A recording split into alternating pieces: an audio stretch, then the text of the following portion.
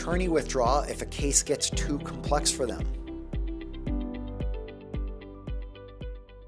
Yes, in fact, most attorneys have a duty to withdraw if the case is too complex for them. Why? Because in most states, there is an ethical rule, essentially a law for licensed attorneys, that says you must be competent in everything you do. Competency means you must act as a reasonably prudent attorney with knowledge of the subject matter and experience in that particular area. If the attorney cannot perform in a competent manner, not only can they withdraw, but legally they must withdraw or get some other help.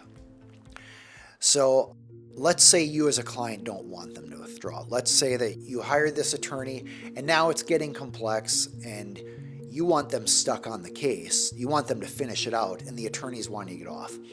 Well, first off, just as a practical matter, forcing someone to do work for you is usually futile because you're not going to get the best quality work, you're going to get the bare minimum. But setting that aside, there may be a scenario where you have a lawful right to keep that attorney on the case and require them to get help from another expert attorney to augment the attorney's weaknesses or incompetency. For example, let's say it's the day before trial and you have a 3-day trial. The other side has offered a settlement amount that you don't want to agree to. And the attorney comes to you and says, hey, I don't feel ready for trial. I don't feel competent doing this. I'm going to withdraw.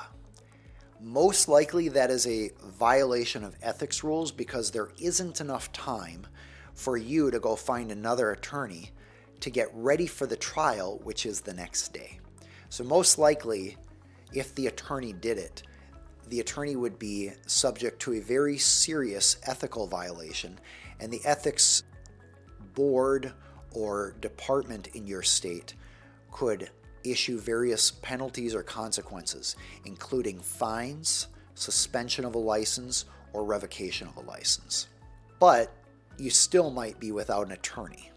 Even if the lawyer violates the law, you still might be out. Now, if you lose that case because the lawyer didn't represent you, you may have a claim to sue the lawyer for malpractice, basically arguing that if you had had that attorney there, the attorney would have won and you wouldn't have lost. But those cases are always tough because you have to prove the attorney would have won, and the reason the attorney withdrew is because the attorney felt he or she was incompetent. So, messy situation. What should you do? I would reach out to the ethics board in your state to get some guidance, and they might provide a little help, but otherwise you will probably want to hire an attorney. The ethics board might be able to send you a list of attorneys who deal with malpractice or ethical violations of this type. All right, you are welcome to subscribe to the Aaron Hall Attorney YouTube channel.